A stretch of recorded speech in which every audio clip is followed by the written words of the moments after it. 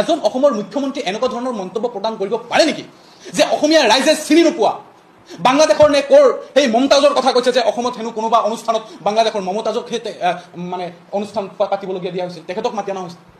অসমৰ এওঁতো কেতিয়াও জুবিনৰ গান শুনা নাই, কাৰণ ইছলাম ধৰ্মৰ নিয়মতে মৌলবীসকলে গান শুনিবই নোৱাৰে। আপোনালোকে যদি তেওঁলোকে এণ্টাৰটেইনমেণ্টত যাব নোৱাৰে। আপোনালোকে চাই ল'ব যে ইছলামৰ নিয়ম হৈছে তেওঁলোকে গান বাজানা এইবিলাকত যদি কোনোবা ইয়াত মেক্সিমাম তেওঁলোকে বাংলাদেশৰ পৰা ছিংগাৰ আনে আৰু বাংলাদেশৰ ছিংগাৰে তাতে গান গায়। কোনটো জিলাৰ কোনটো ঠাইত মমতাজক মাতি অনা হৈছিল অসমৰ মুখ্যমন্ত্ৰী ডাঙৰীয়া আমাক সেই প্ৰশ্নৰ উত্তৰটো দিব লাগে। জুবিন গাৰ্গৰ নিচিনা এজন ব্যক্তি বাদে বাংলাদেশৰ পৰা মমতাজক আহি ইয়াত আপোনাৰ অনুষ্ঠান কৰিব দিছিল বুলি যে তেখেতে কৈছে, ক'ৰ পৰা ক'লে? তেখেতে ক'লে কাৰণ আমি চাইছোঁ সামাজিক মাধ্যমত, আপোনালোকে সকলোৱে গম পাইছে যে এটা বিষয় প্ৰচাৰ হৈছে তেখেতৰ ঘৈণীয়েকৰ লগত, মন্ত্ৰী পীযুষ হাজৰিকাৰ ঘৈণীয়েকৰ লগত মমতাজৰ ফটো।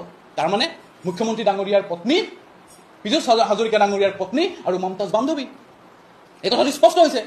গতিকে এনেকুৱা ধৰণৰ সাম্প্ৰদায়িক বিষবাস্ত বিয়পা মুখ্যমন্ত্ৰী ডাঙৰীয়াক ধিক্কাৰ আৰু গৰিহণা জনাইছোঁ চৰকাৰখনক। মানে আচল যি তদন্ত, সেই তদন্তৰ প্ৰক্ৰিয়াৰ পৰা ফালৰি কাটি কেৱল আৰু কেৱল তেখেতে সাম্প্ৰদায়িক বিষবাস্ত বিয়পাৰ কাৰণে তেখেতে কিছুমান কঠোৰ মন্তব্য কৰাহে আমি পৰিলক্ষিত হৈছোঁ।